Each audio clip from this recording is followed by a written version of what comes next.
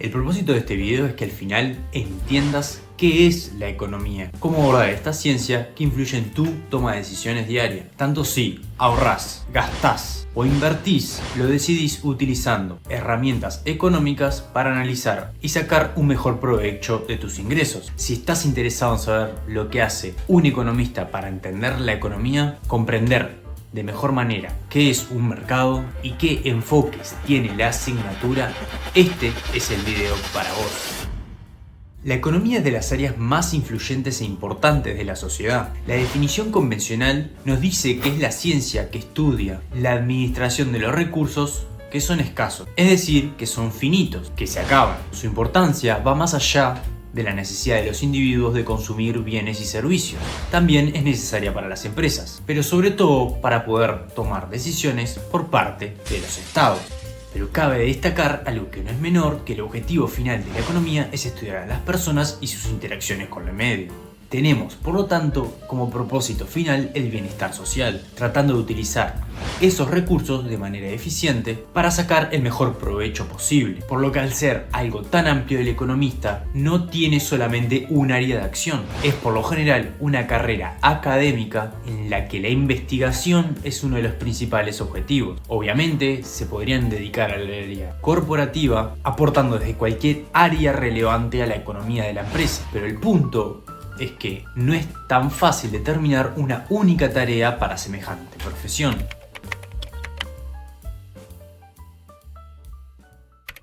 Los dos principales enfoques que tenemos son la macroeconomía y la microeconomía. Creo que cualquiera que haya escuchado hablar de la asignatura sabe que son palabras bastante utilizadas para referirnos a dos subáreas de la misma. Por sentido común podemos intuir a qué se refiere cada rama, pero creo que está bueno indagar muy brevemente sobre el tema. Pero qué mejor forma de darle la bienvenida a dos personas que me van a ayudar a dar esta explicación. Hola, mi nombre es Juan Francisco Reyes, soy economista, trabajo como consultor en economía internacional en la consultora Exante acá en Uruguay, y hoy me invitó Lolo para hablar un poco de qué es la macroeconomía. Se entiende la macroeconomía como el estudio de los grandes agregados de una economía o las variables macroeconómicas de una economía y su relación entre ellas.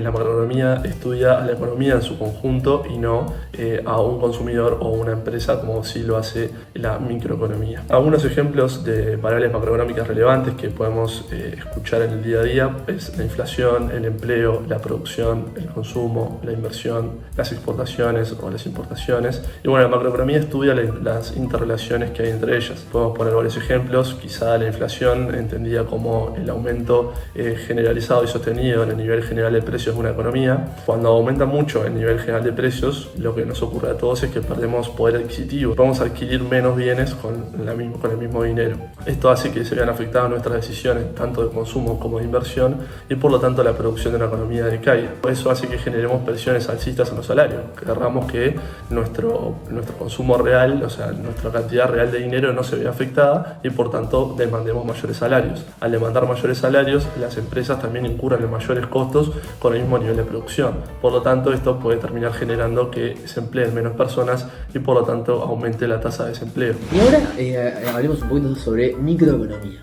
¿Qué es la microeconomía? Bueno, la microeconomía básicamente estudia unidades económicas individuales y su comportamiento económico. ¿Qué son estas unidades económicas individuales? Bueno, nos referimos por ejemplo a un consumidor individual y cómo éste toma sus decisiones, a un productor individual o a una empresa individual y cómo ésta toma sus decisiones, y después también el análisis del mercado en el cual conviven e interactúan estos consumidores y estas empresas individuales, y ver cómo sus decisiones inciden en los precios e inciden en la asignación de recursos que se realizan por parte de los diferentes agentes que interactúan en el mercado. ¿Dónde se pueden ver aplicaciones prácticas de esto? Cualquiera de nosotros está aplicando microeconomía a la hora de elegir qué consumimos, qué no consumimos, o simplemente en qué invertimos nuestro tiempo, que es un recurso escaso, que debemos dedicarlo en las cosas que nos reporten mayor utilidad o que nosotros preferimos. Entonces aplicamos estos conceptos microeconómicos todo el tiempo. Cualquier empresa que produce un bien, elegir cuánto producir, elegir a qué precio ofrecer este bien, también son espacios donde la microeconomía está viva, y obviamente en el entender y en el comprender cómo funcionan los mercados. Estos mercados, ya mencionamos un poquito sobre competencia perfecta, pero También existen otros tipos de competencia donde justamente no se da esto de competencia perfecta. Por ejemplo, mercados monopólicos, mercados oligopólicos, donde hay pocas empresas pero muy grandes que tienen incidencia sobre todo sobre los precios. Y justamente la microeconomía busca entender y comprender cómo este tipo de mercados funcionan y cuál es el espacio también para la regulación, como justamente, por ejemplo, el introducir un subsidio o el introducir un impuesto afecta la decisión individual de cada empresa y por lo tanto afecta sobre los precios, por ejemplo, y en esos precios también se afecta la elección del consumidor. Entonces es como justamente cómo se entrelaza, cómo se vinculan tanto consumidores como empresas. Pasemos ahora a hablar un poco sobre los mercados. Los mercados son espacios en donde la gente se encuentra a intercambiar cosas. Puede ser un espacio físico, pero hoy en día tenemos muchos ejemplos que se dan desde el ámbito virtual. Tiene que necesariamente haber un oferente y un demandante para que se pueda producir esta interacción económica y ambos estar de acuerdo por algún medio para realizar esta transacción. Si uno no está de acuerdo, no se produce el intercambio, por lo tanto no hay una interacción económica, a no ser que se haga la fuerza, y eso ya entra a ojos de la ley. Pero vamos un poco más allá con la explicación. Todos los mercados son integrados por otros mercados más pequeños. Por ejemplo, el más común es el de bienes y servicios, que dentro del mismo se puede separar en cada bien o en cada servicio. Puede estar el mercado de la lechuga, por ejemplo, así como también el mercado de las entradas del cine. Pero no siempre el intercambio son bienes y servicios. Existen todo tipo de mercados, en donde la gente incluso vende sus horas al mejor postor. Este es el mercado, por ejemplo, de los factores de producción, donde las personas ofrecen su trabajo a cambio de una paga o un salario, o sea, el submercado del trabajo, que seguramente lo hayan escuchado hablar en cualquier informativo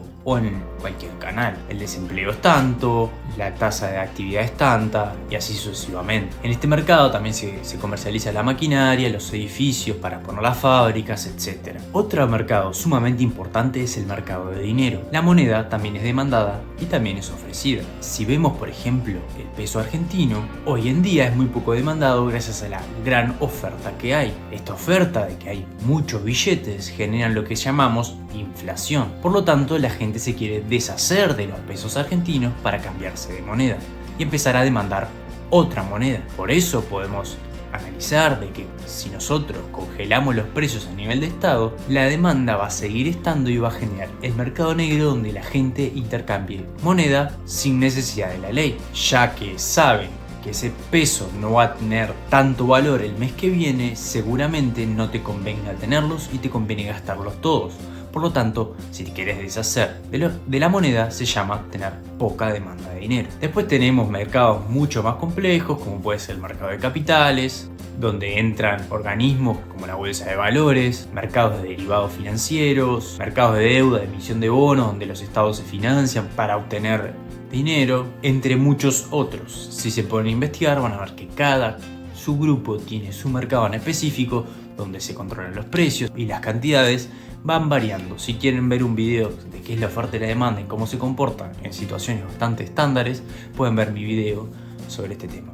Pero en fin, existe una infinidad de mercados que tienen sus propias interacciones, tanto reglas como controles, y estos mercados son los que terminan afectando tanto a las empresas, a los individuos y a los estados, pero que, según los liberales, estos mercados se regulan solo sin la presencia del Estado, que charlaremos un poco más en el siguiente tema, que es sobre el tema de la política.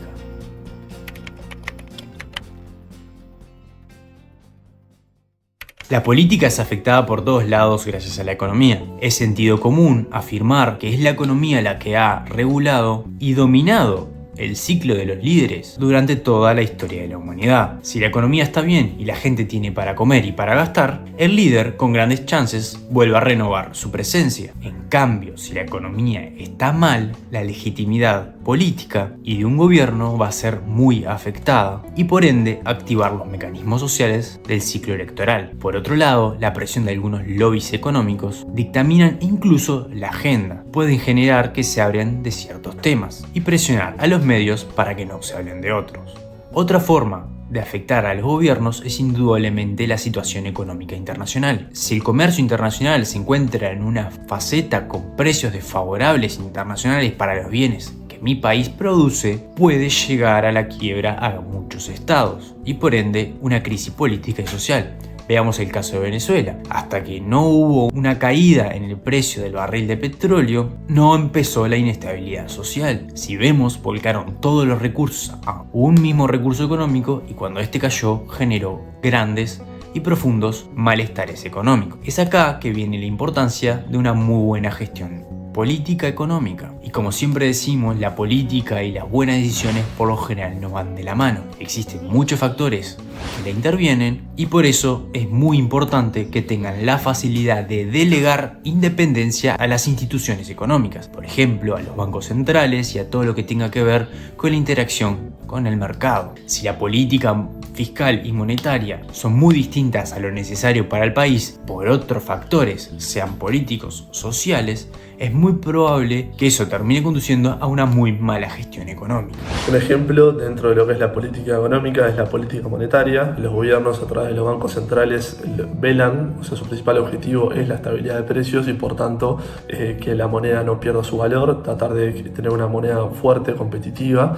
Entonces bien, volviendo al ejemplo anterior en el apartado de macroeconomía, cuando hablábamos de inflaciones fuertes, lo que pueden hacer los bancos centrales, uno de los instrumentos que tienen es aumentar o disminuir su tasa de interés. Ante niveles muy altos de inflación, lo que pueden hacer es aumentar las tasas de interés y de esta forma están haciendo que los préstamos sean más caros y por lo tanto tanto los hogares como las empresas les cueste más poder financiarse y de esta forma lo que hacen es restringir el circulante y hacer que la actividad se enfríe y los precios empiecen a disminuir paulatinamente. Otro ejemplo de lo que hace la política económica de un país es su política fiscal, es decir, cómo el gobierno decide gestionar las cuentas públicas. De este modo, lo que se trata de hacer es generar un uso eficiente de los recursos. Una de las herramientas que pueden llegar a implementar los gobiernos son las reglas fiscales. Estas reglas tienen el objetivo de setear o de alguna forma ponerle topes a lo que es el gasto y también al endeudamiento para que no se generen déficits fiscales elevados o que la deuda pública no alcance niveles insostenibles y a su vez generar ciertos colchones de ahorro para que dentro de las distintas fases del ciclo económico, tales en el auge como en la caída o en la expansión o la contracción, puedan generarse suficientes ahorros para poder hacer frente a las ciertas necesidades que tenga la economía en un futuro. Y bueno, y también, por ejemplo, comprender y analizar cuáles son los impactos de algunos tipos de regulación, por ejemplo, los impuestos, como ya mencionamos, en las decisiones individuales de los individuos. Entonces, para el diseño de política pública hay muchísimo de macroeconomía, pero también puede tener cierto trasfondo microeconómico en analizar, cómo un impuesto repercute sobre el consumidor individual, sobre el agente individual, sobre la familia, sobre la empresa. Entonces, quieran o no, ahí de fondo está justamente la microeconomía. Y en realidad esto quizá me da pie un poco para linkear lo que se mencionó previamente de macroeconomía con microeconomía, porque los últimos modelos, quizás los modelos más recientes, son modelos macroeconómicos con microfundamentos. ¿Qué quiere decir esto?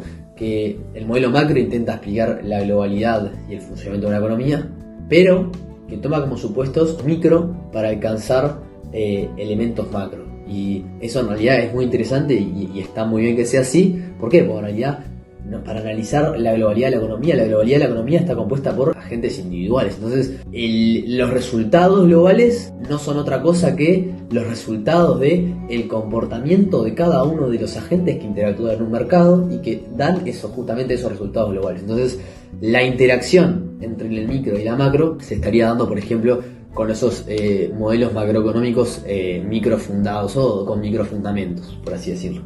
Espero que les haya gustado el video. Pónganme en los comentarios si les interesa que traiga gente a explicar distintas áreas de la economía y qué es lo que les gustaría aprender después. Así que no dudes en dejarle un me gusta si te parece interesante, recomendarlo o comentar. Nos vemos en el próximo. Chao.